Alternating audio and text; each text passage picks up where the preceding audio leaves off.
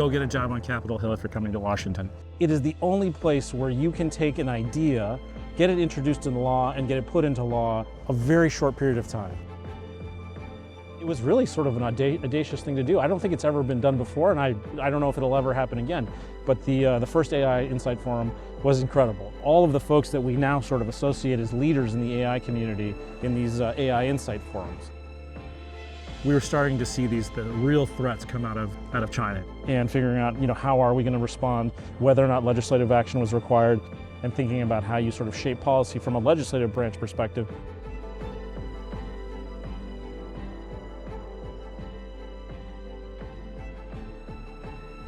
Hi, welcome back to Memos to the President.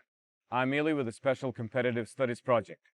I'm here on the National Mall at the World War II Memorial, facing numerous Washington sites, and there's no better conversation to have about Washington, national security, and decision-making than my friend Mike Kuiken. Mike, welcome. Thank you for having me. For those of you that don't know Mike served more than 20 years in the US Senate, starting with, and I can't wait to hear his story, as a staff assistant, and going all the way to becoming the National Security Advisor for the Senate leader, Chuck Schumer. So Mike, let's start from the beginning. Oh boy. You came to Washington, you were born and raised in Canada. Talk a little bit about your beginnings in Washington. So my wife and I came here the day after graduation. We graduated from a school called then Calvin College, now Calvin University. And we decided that if we didn't get out of Grand Rapids right away, we would stay there forever. We packed up our car, packed up our apartment, and drove out here. Actually, we didn't. We drove our cars out here. My father and mother-in-law drove our moving truck out here. When we got out here, my wife had a role at AmeriCorps, helping. She's a social worker by training, and she helped a small community organization in the Maryland area. I had nothing. And what I had done before I had left is I'd asked the Alumni Affairs Office at Calvin for a list of all the people in Washington, D.C. They gave it to me. I mean, it was probably maybe 100 people. I don't remember exactly. It was definitely like a few pages list, phone numbers, emails. We had emails at that time still. I cold called all of them. I knew one of them on the list, a guy named Jeremy Heckheis, who was Sherrod Brown's legislative director. At the time, he worked for a guy named Carl Levin. But everyone else I cold called, and I basically said something along the lines of, "Hi, my name's Mike Kuiken. I'm a Calvin College graduate. I understand you owe me coffee, lunch, and some advice." And shockingly, everyone said yes. So I did that for the first week or so I was here, and then I kind of just worked up the chutzpah to print out a whole bunch of resumes, put them into like a folder. And this is like that old paper, Ylli. Like that thick crane beige paper. You have to be thick. Yes. You have to be thick. And I started walking around Capitol Hill. This is before 9/11. Right. You could literally walk from the House side to the Senate side, all through the Capitol, without anyone ever asking you for an ID or anything else. So I sort of learned how to navigate the caverns of the Capitol before I even had a job there. And I would literally walk into Democratic offices and say, "Hi, my name is Mike Kuiken. I'm looking for a staff assistant job." To the credit of all the other staff assistants, they all politely accepted my resume. It resulted in nothing. And so as I was going along, Jeremy, my friend in then Senator Levin's office, calls me one day and he goes, "I need you to come meet the office manager." So I went and met the office manager. I had a lovely meeting with her, and nothing sort of came of it immediately. And sort of 2 or 3 weeks later, I get a call from this lady, and she's like, "I think we're going to hire you as a staff assistant. Give me a couple of days." Right. And Do you know what staff assistant is? I mean, the only thing you can be more junior on the Hill is an intern. Right. So I knew it's like how you cut your teeth on Capitol Hill, and it's kind of a cool job. You're sort of like jack of all trades. At the time, you were the guy that filled out the tour forms for the White House, and there was an actual form. You were the guy that filled out the forms for the flag flying over the Capitol, and you answered the phones. So it was a cool job, at least for somebody who just graduated from college. So what I end up doing is I get a call from this lady, Melissa, and she says to me, "Mike, you're starting on July 2nd." And I was like, "Okay, that's great." And so I off to the races.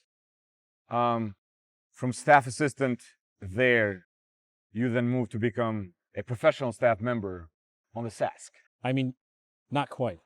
I know it's not an overnight journey, So but I spent 2.5 years in the Levin, Senator Levin's personal Right. office, Carl Levin, the late Carl Levin, who's a wonderful human being. And in the sort of July timeframe, Jeremy, the guy that actually helped me get my job, ends up going to law school. And so I had basically followed in his footsteps through the Levin operation.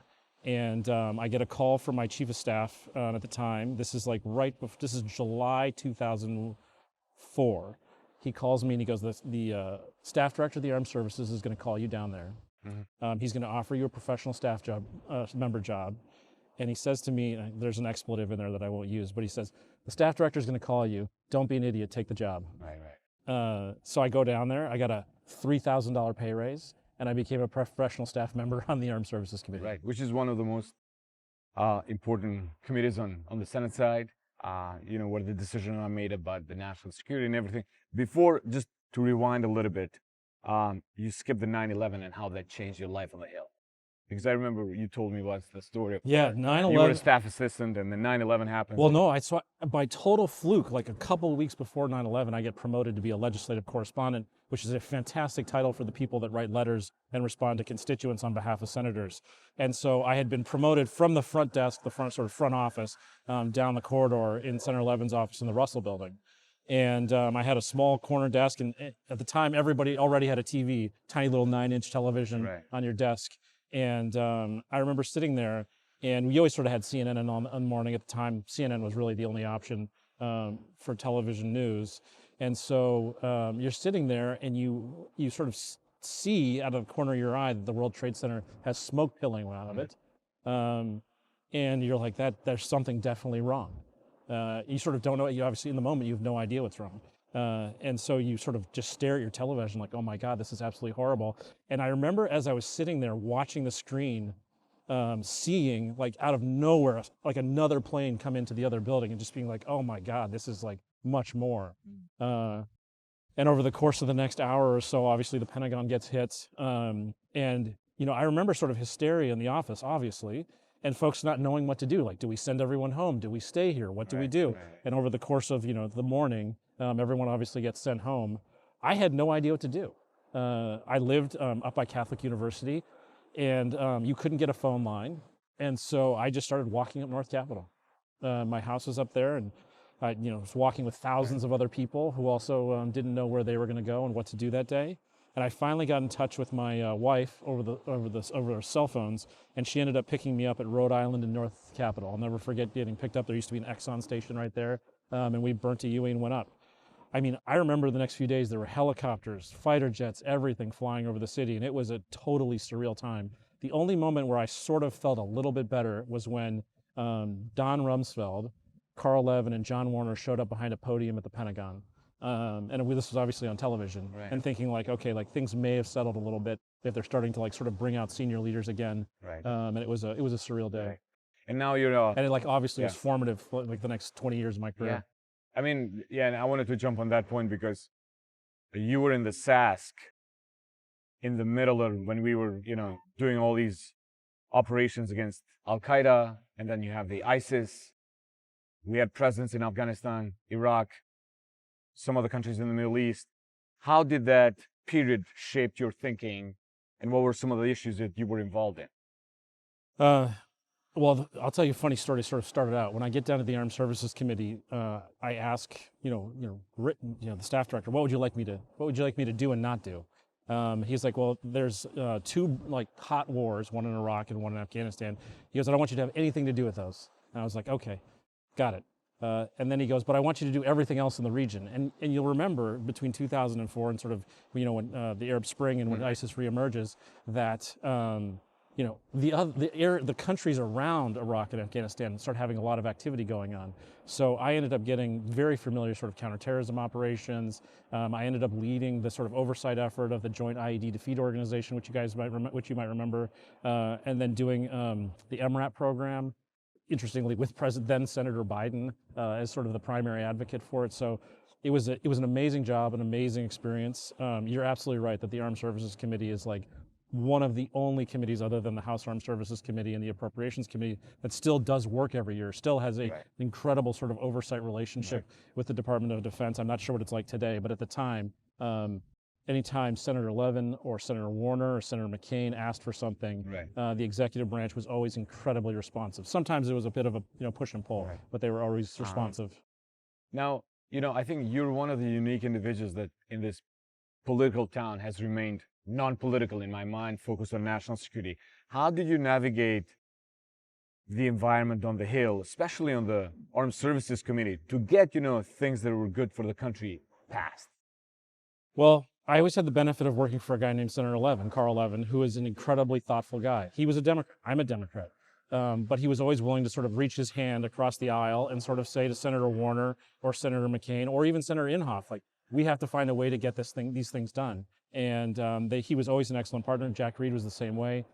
After Senator Levin retired, I worked for Senator Reed for 2 years, and he was also fantastic at building those partnerships. And then I always had staff directors that were willing to sort of maintain that muscle tissue at the senior staff level. And when you have senators and you have senior staffers that are willing to sort of figure out ways to find solutions, it makes everything a lot easier. I'll also say that I had the opportunity to work with a lot of really interesting people at the professional staff member level who are also totally willing to reach across the aisle. And so, like, when you have people that say, like, okay, we have an objective every year. The objective is the National Defense Authorization Act, and we're going to sort of figure out a way to sort of muscle this thing through every year, you can get things done. So after years serving on the Senate Armed Services Committee, you then move on to become the National Security Advisor to Senator Schumer. How did you get the call, or how that process evolved?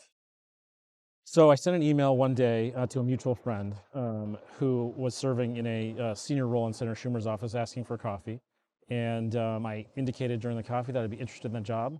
And, that's sort of how the process started. Yeah.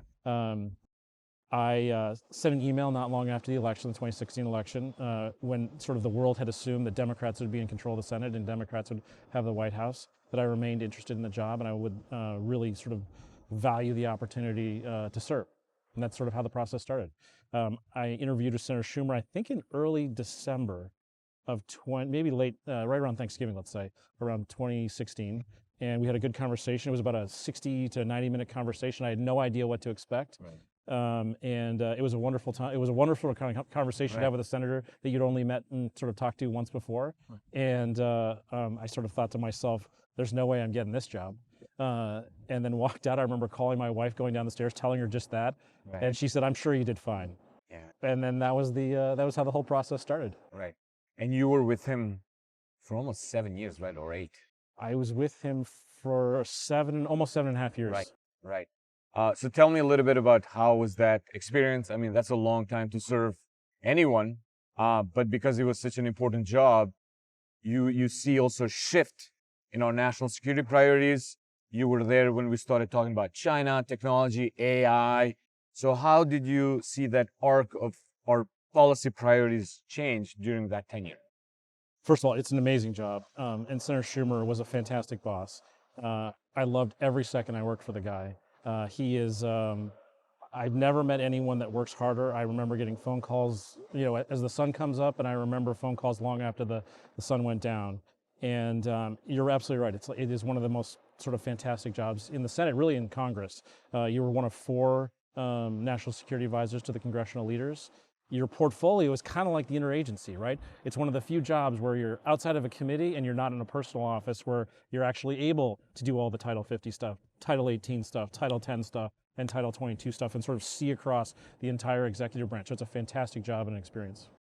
You get a lot of other stuff in there. Do you want me to go into all that, or you want to keep going on questions? No, I'll ask you. So, okay, so then, you see shift, obviously, during your tenure from, Middle East presence, Middle East absorbing most of our energy, most of our resources, to all of a sudden China appearing in the horizon as a competitor.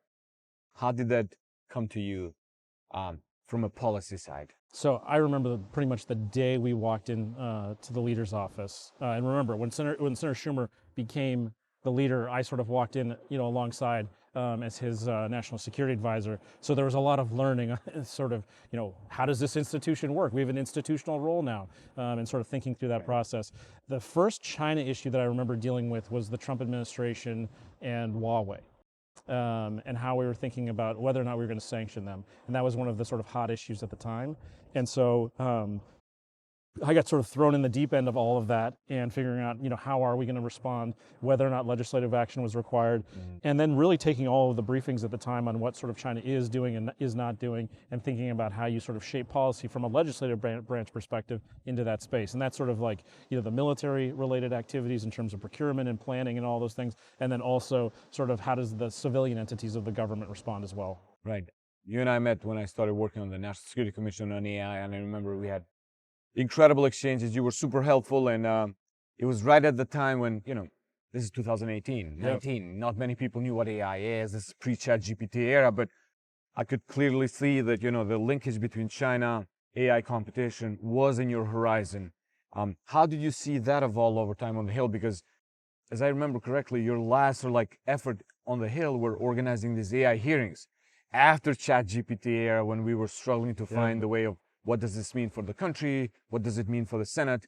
So how did you see that whole evolution from initial AI briefings to organizing this AI town halls or AI meetings for the senators? Yeah, I don't remember what year Project Maven started. I think it was very early in the Trump administration. It was Jack Shanahan.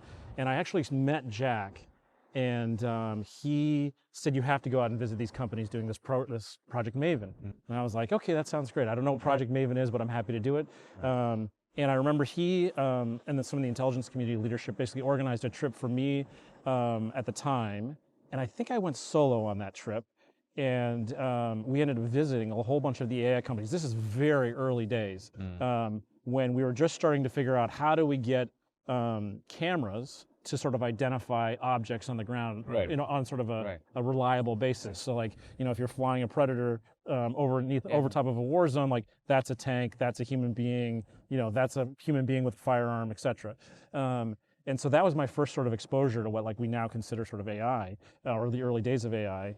And it was an amazing trip, and definitely sort of opened my eyes up on that. So that's how my journey starts on that front.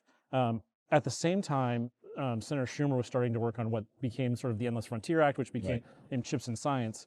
And I remember meeting Sam Altman over a Zoom at one point, where he told me about the robot hand he was working on, and told us that one of the things we needed to focus on was AI.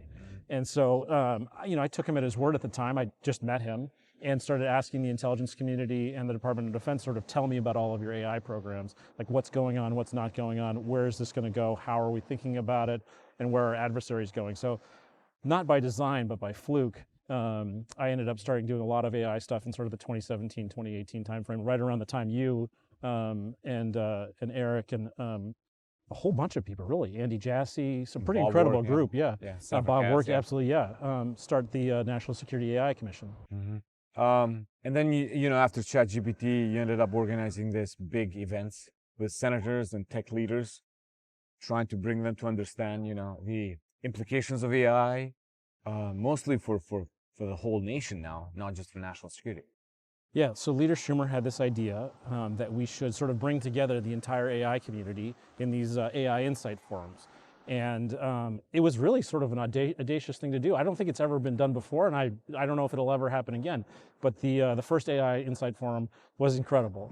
Eric Schmidt was there, but so was Elon Musk, so was Mark Zuckerberg, so was Jensen. All of the folks that we now sort of associate as leaders in the AI community were at this first event, and it was incredible.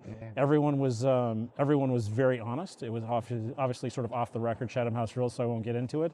One of the most memorable pictures is actually Elon Musk building a paper airplane in the event. I can't remember who was sitting beside him. I think it was Alex Karp from Palantir, and it was really an incredible day. And it was sort of a good way to set up an education campaign for senators and for senior staff to sort of how are we going to get our hands around this sort of AI moment.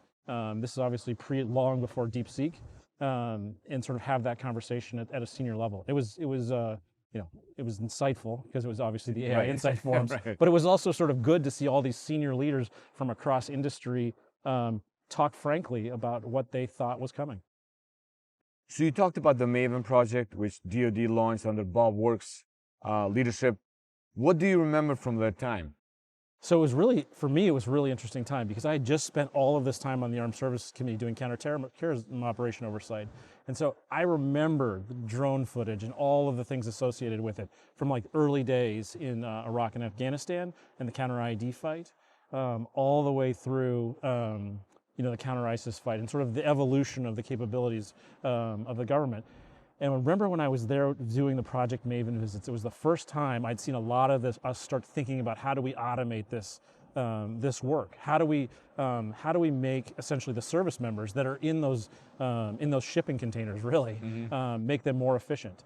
And so it was really the first time I'd seen the government design a program that was solely focused on increasing the efficiency using software technology to drive things forward. It was an incredible, incredible effort, and I think it was really formative in terms of how the department is starting to think about these things today. And before you left Senate, I think one of the memorable things I know is you ended up visiting Beijing with Senator Schumer and a couple of other senators. What were some of the impressions from you? I know you were in the meeting with Xi Jinping. What were some of the impressions, observations you had from that trip? It was a great trip, thing one. It started on a very tragic note, which was October 7th, 2022, when obviously Hamas attacked Israel. So the tone of the trip changed a lot. It was the first bipartisan group of senators to go in a very long time, like extraordinary years. And it was my first time in China, and I haven't been back since. And I had no idea what to expect. Were we going to be welcomed? Were they going to be unpleasant meetings? Were they going to be pleasant meetings? And so, the embassy obviously tells you what they're expecting, but like things could go anyway. You've done enough of these trips with senior people to sort of know that. And the events of October 7th ended up leading the sort of every meeting that we were in and sort of talking through that. But they were all serious meetings. There were a lot of important issues discussed. I won't go into the details of the meetings. But you're right, President Xi had a meeting with us. It was a very long meeting. It was longer than I think the embassy had expected. And both sides spoke frankly about their views on a variety of issues. You'll remember from the trip that one of the things that Senator Schumer talked about a lot was the fentanyl crisis and how companies in China have really fueled a huge amount of that. And so that was obviously one of the major items discussed during that meeting. But it was a productive trip. And definitely sort of allowed us to sort of set the stage for a lot of other issues. Right. Now that you left your role as a national security advisor to Senator Schumer, you still remain actively involved, and you serve in one of the committees that I think it was established years ago to look at China. Can you tell me more about the committee and the role you have in that committee? Yeah, so it's the U.S.-China Economic and Security Review Commission. It was actually created almost 25 years ago. And the origin story of the commission is sort of amusing to me, and that if you sort of look at the arc of U.S.-China relations, it was created by the legislative branch because the legislative branch at the time didn't trust the executive branch and didn't trust China to sort of responsibly engage China. And so the mandate of the commission is sort of like the big mandate is we do an annual report and we make recommendations to Congress on things that legislation that should be sort of put into law and sort of pushed forward. And so that's really the role of the commission. We do 6 hearings every year. We obviously release this annual report, and then we do a number of oversight engagements with the executive branch throughout the course of the year. It's a very interesting commission. The people on it are wonderful, and we have a small staff and definitely punch above our weight. So we're on the National Mall, Mike, World War II Memorial, which is one of my favorite ones maybe. And we'll walk around and see some of the things here. But what would be your advice to somebody that comes to DC today? Like you've been here more than 20 years. You've gotten to the top. You're a trusted advisor on both sides, not just on the Democratic side. You have observed and witnessed some of the key legislation that were passed, the CHIPS Act, which we didn't talk much. What would be your recommendation for somebody that starts today in Washington? Go get a job on the Hill. That's my number one recommendation. Capitol Hill is one of the most amazing places. People always say, oh, it's dysfunctional. The popularity ratings of Congress are in the toilet. I am a persistent believer in the legislative branch. Sure, it has its warts from time to time. The warts are on both sides of the aisle. But it is the only place where you can take an idea, get it introduced in law, and get it put into law, sometimes at a rate that it can go faster than the American interagency. And so let's just think about the COVID response. The legislation, and this was during the first Trump administration, that got pushed through on COVID, that pushed forward Operation Warp Speed, did a lot of the sort of positive things, was really a congressional initiative where there was a small staff on the Appropriations Committee that drafted it up based on briefings that they were taking practically in real time. And I don't know what the flash to bang was on it, but it was incredibly quick. So if you're coming to Washington, whether you're just a new graduate, Right. PhD, postdoc, or anything like that, Right. go to Capitol Hill. Get yourself a job, depending on where you are in your career, at the bottom or someplace in between, and get rolling. But the Capitol Hill is an amazing place. And if you have a senator, and I was lucky enough to work for 3 of them, that give you the agency to sort of interrogate an issue, understand an issue, and sort of develop legislation, it is an absolutely incredible place. Mike, thank you so much for the conversation. First of all, thank you for your service. It was really a pleasure and honor to have you on my podcast. Thank you for joining us. I hope you will enjoy the conversation I had with Mike. Till next time, I'm Ylli with the Special Competitive Studies Project.